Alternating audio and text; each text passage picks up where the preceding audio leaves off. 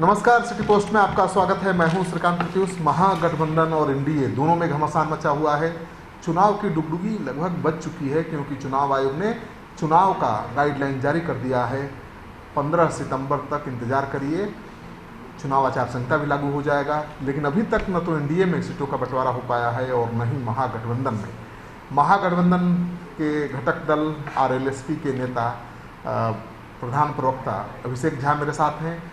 इनसे पूछेंगे, झा जी, आपकी पार्टी को तो भाव ही नहीं दे रहे हैं तेजस्वी यादव, बात ही नहीं कर रहे हैं, तो कैसे सीट बटेगा?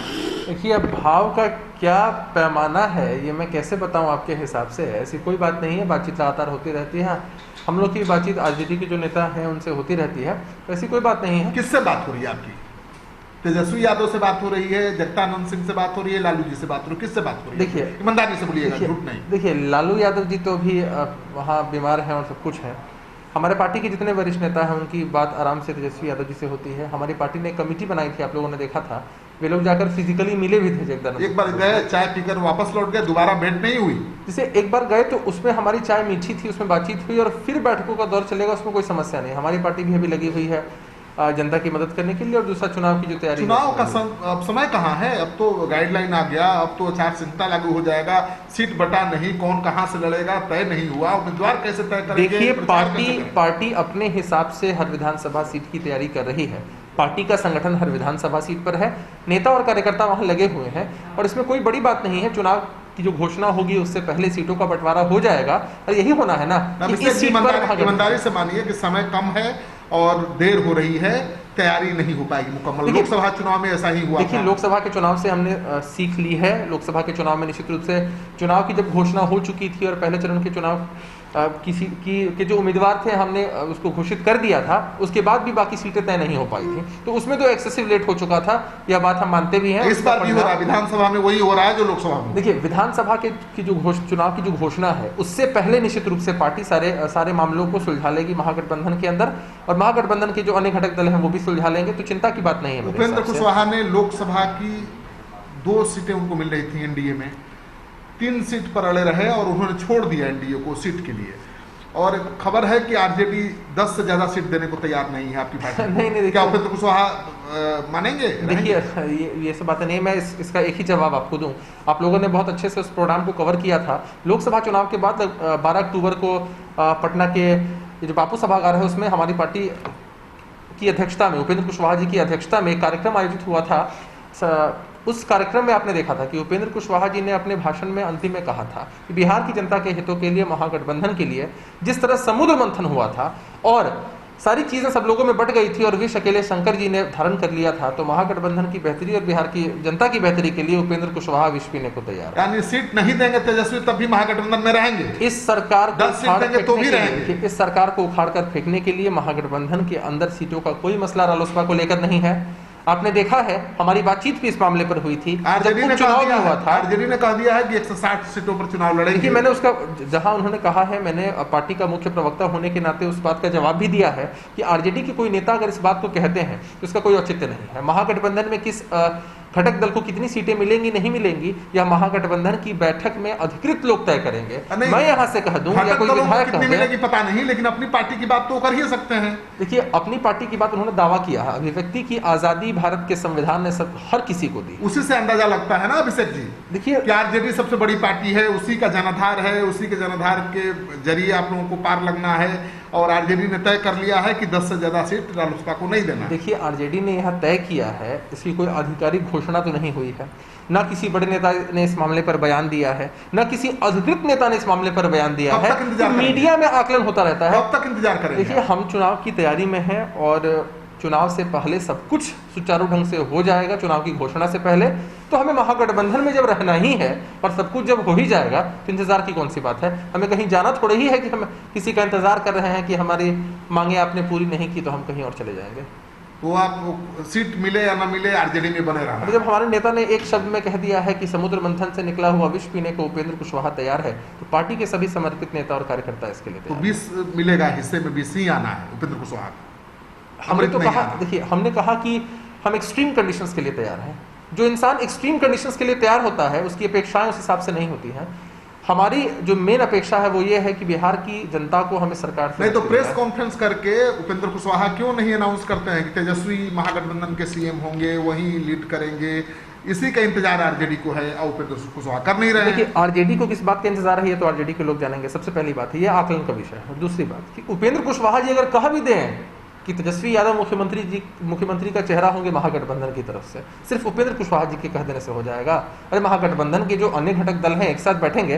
देखिए बड़ी जिम्मेदारी के साथ में इस बात को तैयार नहीं है, उपेंद्र कुशवाहा तैयार हैं। बड़ी जिम्मेदारी के साथ मैं इस बात को कह रहा हूं कि महागठबंधन के अंदर हमने न किसी चेहरे का विरोध किया है न समर्थन किया है।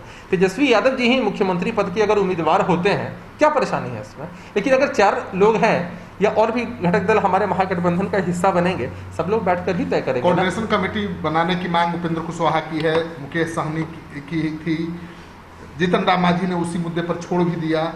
उपेंद्र कुशवाहा अभी भी कोऑर्डिनेशन कमेटी बनाने की मांग पर अड़े हुए हैं। देखिए कोऑर्डिनेशन कमेटी क्या है? कोऑर्डिनेशन कमेटी से किसी घटक दल का नुकसान नहीं हो सकता है, जब भी होगा फायदा होगा। 5 लोगों का साथ बैठना एक तरह का बात मत करिए झा जी, आप ये बताइए कि कोऑर्डिनेशन कमेटी की आपकी जो मांग थी उस पर आप टिके हुए हैं कि नहीं? निश्चित रूप से हमने पहले भी कहा था कि कोऑर्डिनेशन कमेटी की आवश्यकता है और आज भी बड़ी जिम्मेदारी से कह रहे हैं कोऑर्डिनेशन कमेटी की नहीं, कमेटी बना नहीं रहे तेजस्वी जी। तब चुनाव से पहले तो कोऑर्डिनेशन कमेटी बनेगी, तभी नहीं बनेगी तो कैसे बैठेंगे? अगर 5 लोग बैठेंगे कि हमें भाई वहां चुनाव प्रचार करना है, नेताओं को वहां जाना है, किस विधानसभा में हमारी क्या कमजोरी है, क्या ताकत है, ये सब तो आकलन करने के लिए जो टीम बनेगी वही तो कोऑर्डिनेशन कमेटी है। जो टीम बनेगी वो बिना कोऑर्डिनेशन के चुनाव लड़ा जा सकता है, बिना कोऑर्डिनेशन के चुनाव लड़ा जा सकता है। कितनी सीटें मिलनी चाहिए? देखिए हमारी पार्टी कितनी सीटें जीत सकती है? देखिए हमारी पार्टी देखिए या तो कितनी सीटें जीत सकती है, महागठबंधन में है, महागठबंधन का जिताऊ कैंडिडेट कितने हैं आपके पास? देखिए हमारी पार्टी जिस भी सीट पर चुनाव लड़ेगी वह जीतने के लिए ही सीट लड़ेगी। और रहा सवाल आपने सीटों के आंकड़े के बारे में पूछा, हमारी पार्टी पिछले विधानसभा के चुनाव में नई पार्टी थी, 23 सीटों पर हम चुनाव लड़े थे।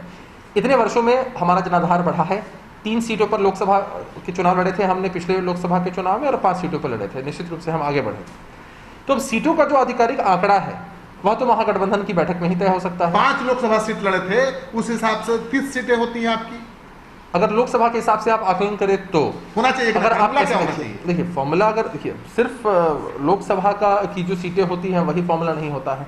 कई बार जब हम महागठबंधन का आकार बढ़ाने की बात करते हैं, हम जैसे अभी मांझी जी चले गए हैं, उसके बावजूद हम चाहते हैं कि लेफ्ट के जो दल हैं या महागठबंधन की विचारधारा से इत्तेफाक रखने वाले जितने भी दल हैं उनको हम शामिल करें।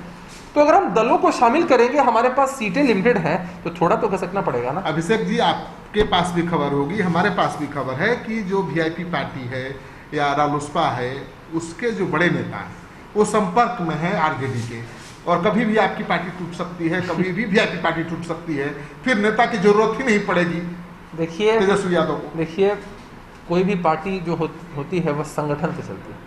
संगठन में कौन लोग होते हैं? बूथ, पंचायत, प्रखंड, जिला स्तर के लोग होते हैं, सभी लोग होते हैं। और आरजेडी के संपर्क में क्यों नहीं रहेंगे? वीआईपी के संपर्क में हम या कांग्रेस के संपर्क में क्यों नहीं रहेंगे? ये हमारे गठबंधन के दल हैं। संपर्क में रहने का यह मतलब एकदम भी नहीं है कि हमारे दल से वीआईपी से कोई आरजेडी जा रहा हो या आरजेडी से कोई हमारे यहाँ आ रहा हो, इसका कोई औचित्य नहीं है। पार्टी के जो ग्रास रूट लेवल के कार्यकर्ता है वो पार्टी में ऐसा हुआ है। विष्णु पटेल आपकी पार्टी में थे, आरजेडी में गए। देखिए इससे पहले ऐसे बड़े नेता और भी जा सकते हैं, इससे पहले नेता चल ही जाएंगे तो उपेंद्र कुशवाहा को लेकर क्या जैसे इसमें मामला ये है कि विष्णु पटेल पहले हम में थे, उससे पहले जदयू में थे। तो कोई नेता या कोई पब्लिक फिगर कई बार अपने हितों के लिए, कई बार जनता के हितों के लिए पाला बदलते रहते हैं, एक पार्टी से दूसरी पार्टी में जाते रहते हैं, कोई बड़ी बात नहीं है। इससे पार्टी की विचारधारा, पार्टी के पूरे स्ट्रक्चर पर कोई फर्क नहीं पड़ता। चलिए अब सही लास्ट सवाल है, बता दीजिए कि कितनी बेचैनी है, देर हो रही है सीटों के बंटवारे में, ईमानदारी से बता दीजिए तेजस्वी यादव जी की। मैं साफ साफ बता रहा हूँ इस बात को कि हम जानते हैं कि हमें इस परीक्षा को पास करना है, जनता के हितों को लेकर चुनाव में जाना है। तो समय हमारे पास कम है, यह बहुत स्पष्ट बात है। अगर समय से पहले हम इस सब का निर्णय ले लें तो हमें फायदा होगा, लेकिन हम बेचैन नहीं हैं। और बेचैन होकर हमारी पार्टी कोई गलत निर्णय या हमारी पार्टी के नेता कोई गलत निर्णय नहीं लेने वाले हैं। हम बेचैन जरा भी नहीं है, हम समय का इंतजार कर रहे हैं कि जब सही समय होगा सभी लोग बैठेंगे। बेचैन नहीं है, लेकिन चिंतित जरूर है कि देर हो रही है, और ज्यादा देर होगी तो हस्त्र विधानसभा में भी लोकसभा वाला हो सकता है। इस वीडियो को ज़्यादा से ज़्यादा लोगों के साथ शेयर करिए ताकि पता चले कि महागठबंधन में क्या चल रहा है। अगर आपने अब तक हमारा चैनल सब्सक्राइब नहीं किया है तो जरूर कर लीजिए। आपका सहयोग समर्थन सिटी पोस्ट की टीम के लिए बहुत मायने रखता है, और चुनाव आ गया है, ऐसे में चुनाव से जुड़ी हर खबर सबसे पहले सिटी पोस्ट आपके लिए लेकर आए।